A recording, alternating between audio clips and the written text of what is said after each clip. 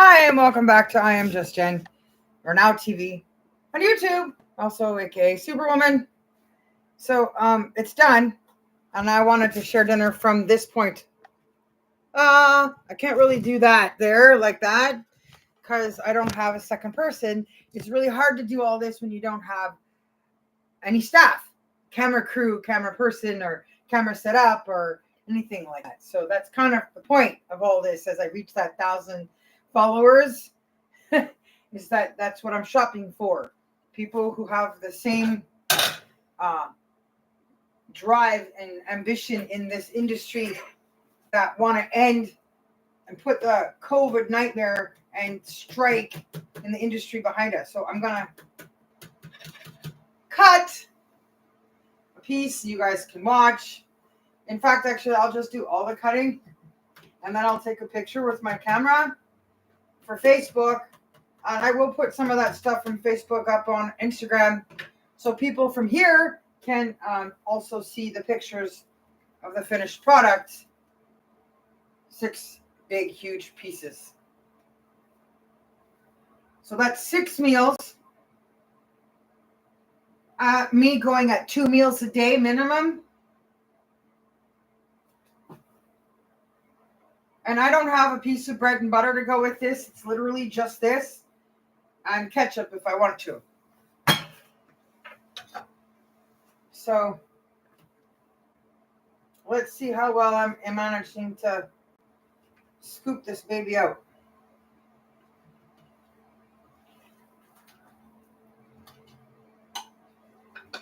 It is really good.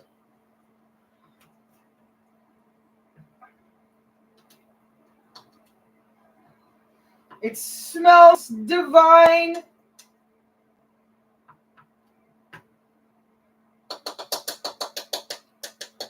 And there it is. Oh, and the pie is out over here. It's warming up. It's been in there overnight.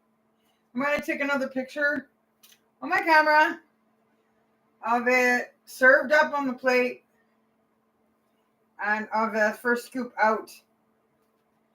And I'll show you guys the portion size, right? So remember, the last thing I ate before making all of this, when I crawled into bed and cried, was a piece of toast, brown toast, by the way, with beans and wieners on it. Leftovers from yesterday's beans and wieners. So that's why I got up today and decided that I've had enough. This is it. So you guys can see how I really live. I'm going to turn the camera now around. I'm going to go get water and ice because I'm going to actually just have a chilled glass of water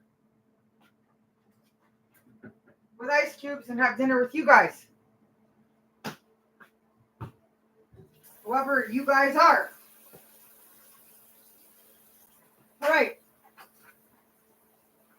Ooh, my glass is nice and chilled. Got my ice cubes out.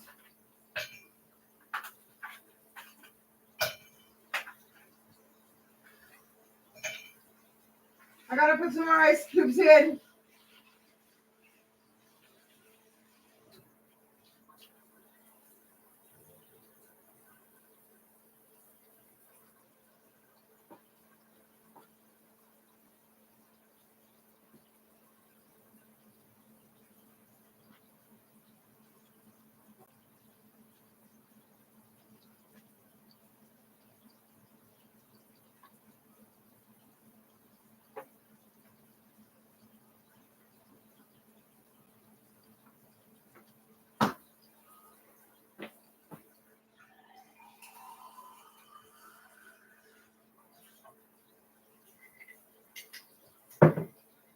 Now I'm going to go to the fridge and get ketchup. We'll see if I change my mind about that.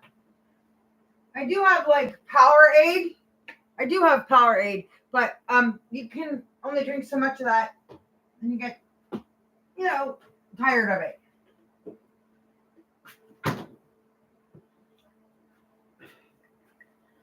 So now I'm coming to join you guys over here.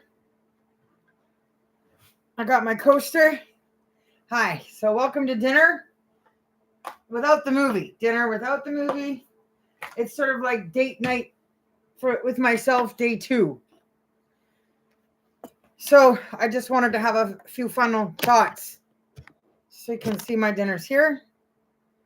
I pray at my table.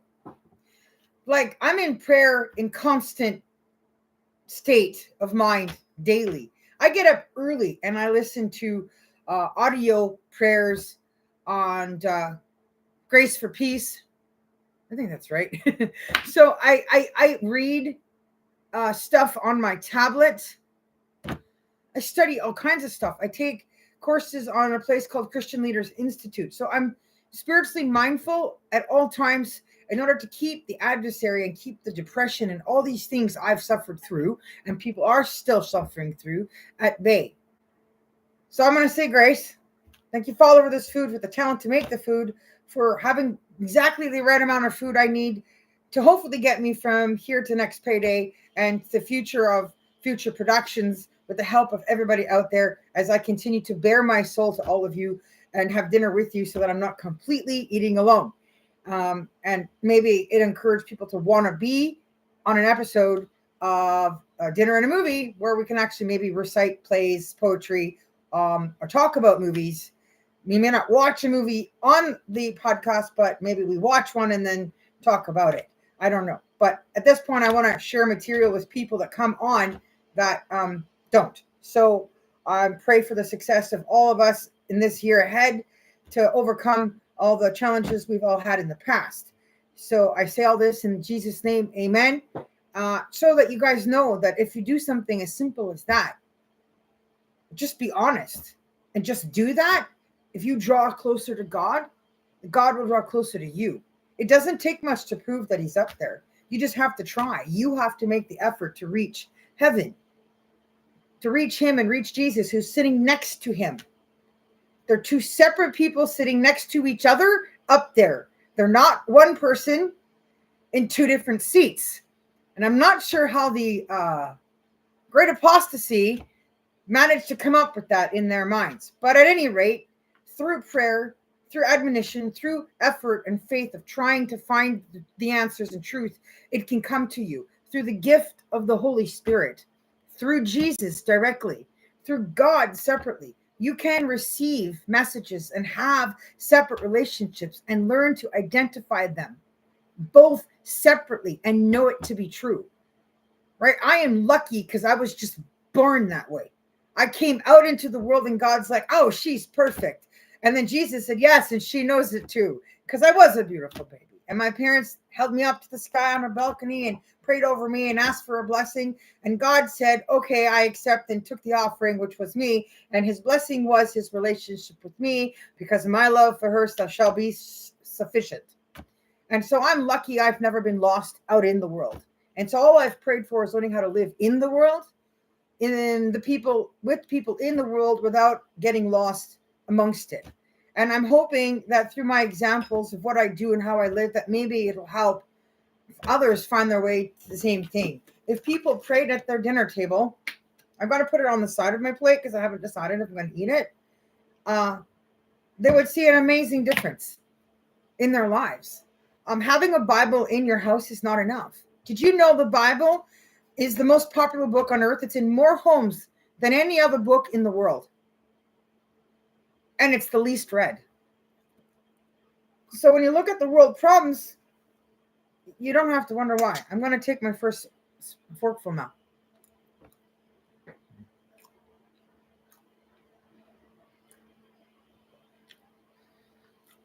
It's so good. I got leftovers. I put it in a container, put it away so I can make a smaller batch another day. And I did all this. Basically, I had like 10 or 15 bucks to buy dollar items at the Sunrise grocery store in Chinatown. If I had bought this stuff at a grocery store, I wouldn't be eating this right now.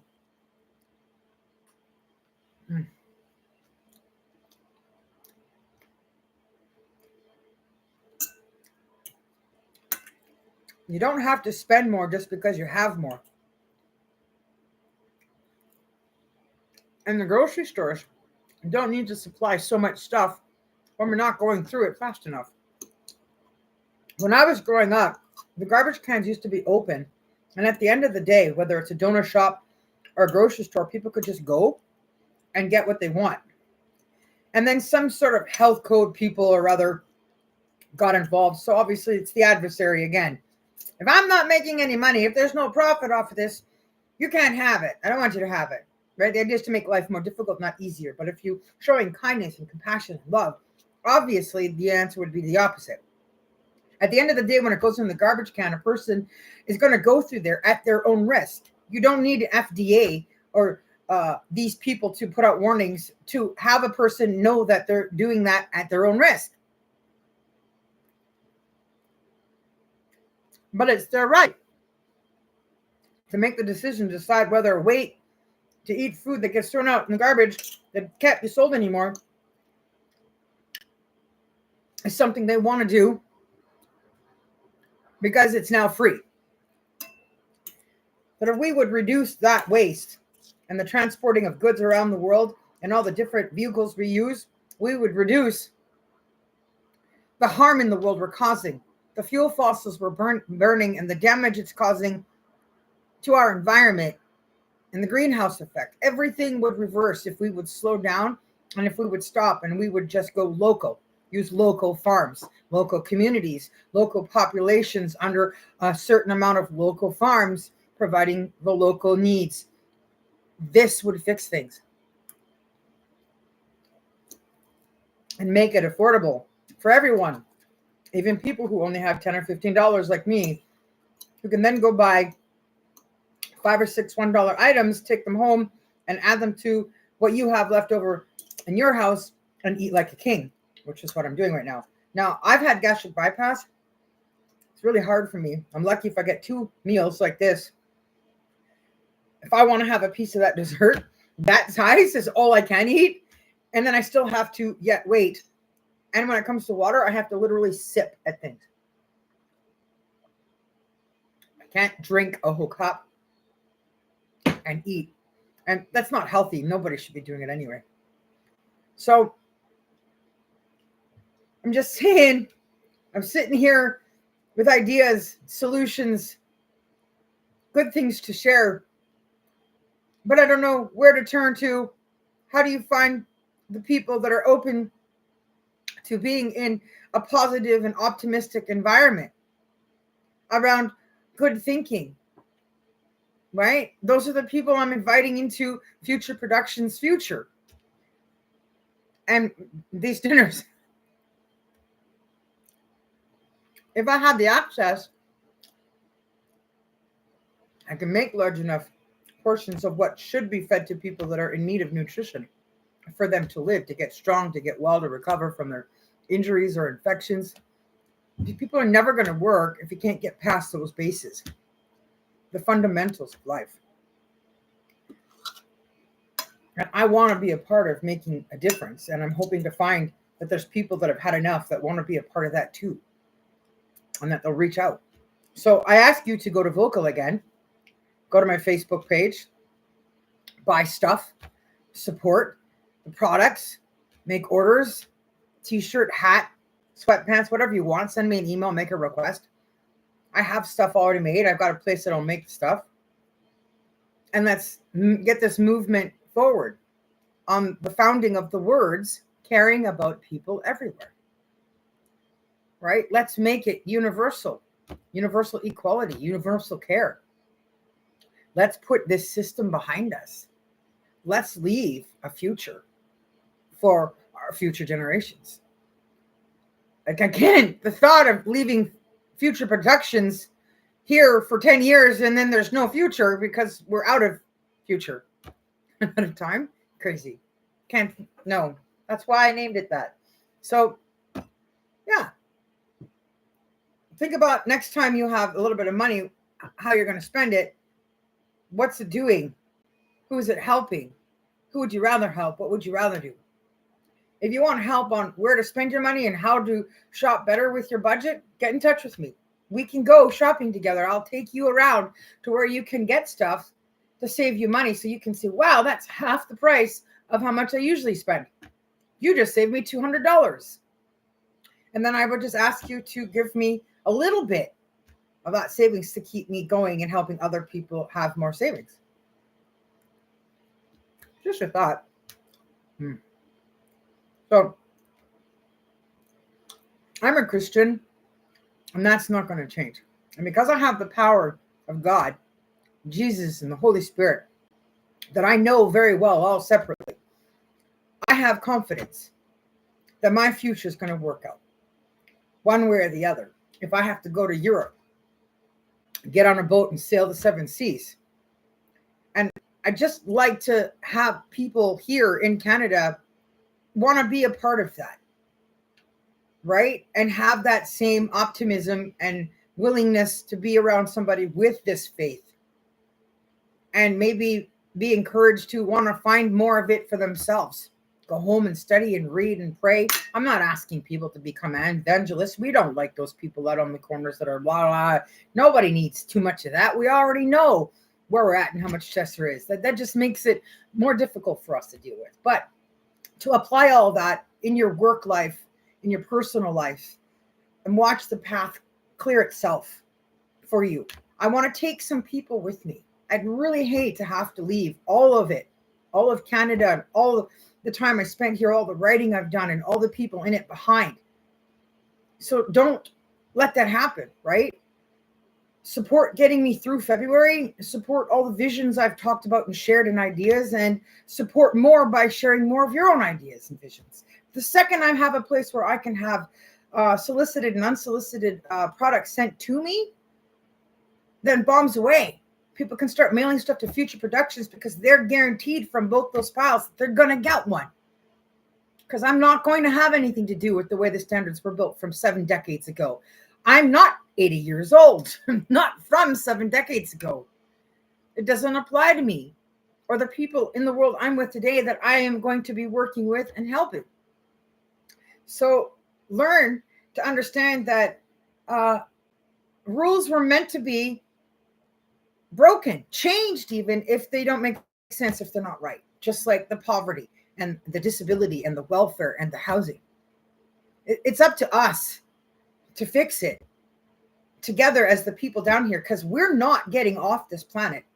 We're not getting off this planet alive. So that's how much time God has. We're not going to get to live on other planets. We can leave the planet, but guaranteed if you go to try to live on another planet, you're going to die. So that's how long God has for us to come to this reality with him. And if we work with him, he will continue to benefit us with the gift of the arts, because the fall of man, of even Adam, helped give us the ability to have art, to produce, because we have pain and sorrow and reflection and love and all these things that we can build on to share in this, right? And we want a world here to keep doing all that with him, through him, blessed by him, approved by him. And I want to be future productions in that future, working with everybody that's willing to get on board with that. So let's change the system together this year with the Smallville movie and You've Got Mail Too, and with healthy food.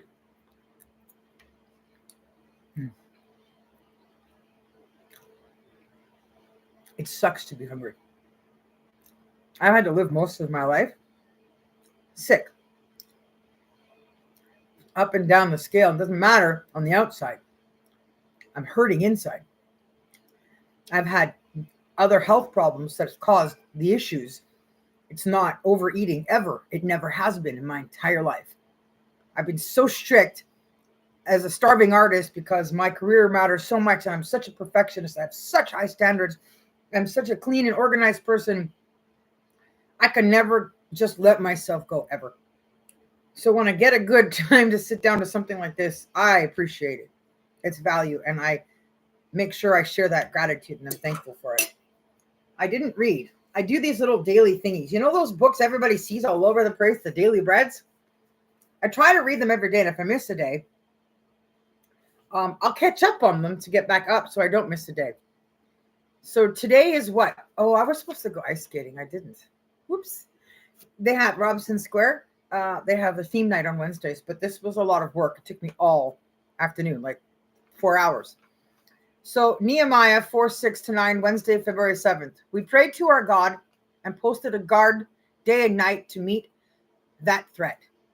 Angels on the walls. When Wallace and Mary Brown moved to an impoverished part of Birmingham, England, to pastor a dying church, they didn't know that a gang had made the grounds of their church and home its headquarters. The Browns had bricks thrown through their windows, their fences set on fire, and their children threatened. The abuse continued for months. The police were unable to stop it. The book of Nehemiah recounts how the Israelites rebuilt Jerusalem's broken walls. When locusts set out to stir up trouble, threatening them with violence, the Israelites prayed to God and posted a guard.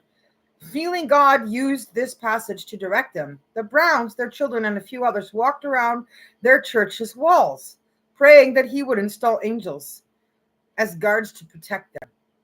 The gang jeered, but the next day, only half of them showed up. The day after that, only 5 were there, and the day after that, no one came. The Browns later heard the gang had given up terrorizing people. This miraculous answer to prayer isn't a formula for our own protection, but it's a reminder that opposition to God's work will come and must be fought with weapon of prayer. Remember the Lord who is great and awesome. Nehemiah told the Israelites he can even set violent hearts free. What would you have done in the Brown situation? Who needs your prayers for deliverance today? Awesome God, protect your people by your powerful angels and set the hearts of your enemies free. We do. We can have hedges of protection around us. That's what I'm constantly praying for because I live in the downtown east side and I am at risk every day of relapsing, of falling into a cycle and a way of life I know so well and so comfortable in. It's a pit. That's home.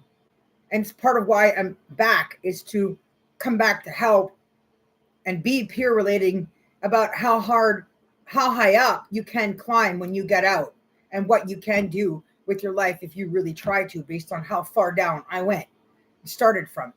I had such little education in the beginning, and you would never believe it today. Same person, same kid. You would never know that that child was ever going to become who I am now. And it's a mixed emotions because I have survivor's guilt, right? Because when I got better, things got worse. And I think if I had stayed out there, would it have become like this? And there's nothing I can do to turn back time on that. And I've come too far to not keep going. I want the Smallville movie to get made. I want to see every single person wearing the Superwoman t-shirt everywhere. I want people to believe in the power of superwomen, superwomen heroes. Women can do it all. Women can do it all and more. I want to see the superwoman power, the new movement. Because men are a peculiar thing, those weird creatures they are. And they're not like they used to be. So now we have to sort of do more, present more, because we can be more today and not be reliant or dependent or hopeful or daydreamish about thinking that it's all going to be the same rescue, perfect ending, because it's not, right? We would love everything to be equal and the same. But as long as the world is in an imperfect state, that's likely never going to happen. So we got to be those women hear me roar with power movement. So buy a Superwoman t-shirt, support future productions, come out for casting calls and auditions, get in touch with me if you're a talent in the industry, even if you're just beginning and you think you have what it takes to do something to make a difference with what I do at home or other things, go ahead. I'm going to finish this, leave you guys with those thoughts and those parting words. And I'll be back with more of my poems that I have recently added to my vocal. I have to write a new one every day till Valentine's Day. I haven't started nothing for today. And it's already 6:30. And then I have to post them and still hopefully find a way to eat some dessert too. So keep coming back, watch more. I will keep figuring out where else I can share all this. And if you all see me out there, it's okay. Throw me a high five. If you want a card and you see me, ask for one. I'll give you one. And if I'm out there handing them out, don't be shy. Come up and grab one. I want resumes. Lots of resumes. I want pictures, black and white photo headshots. There'll probably be like a minimal $20 registration fee because it costs me a lot of time and money to have to file all that stuff in actual filing cabinets where the paper copies and the pictures actually have to go in alphabetical order, because even today there are some things you just cannot digitize. You still need to do it the old-fashioned way. And that's always the best way, because when this stuff breaks and falls apart, you always got the original copies. So peace out, everyone. I'm going to go and finish working because I'm working all day, every day, all the time. And I'm trying to figure out how to keep that going in a paid independent formula so I can then turn around and do that for all of you. So have a good night. Have sleep, good sweet dreams, and I'll see you all again here tomorrow. Peace out. Thank you for watching Dinner and a Movie or Date Night with Jen. Superwoman. Bye.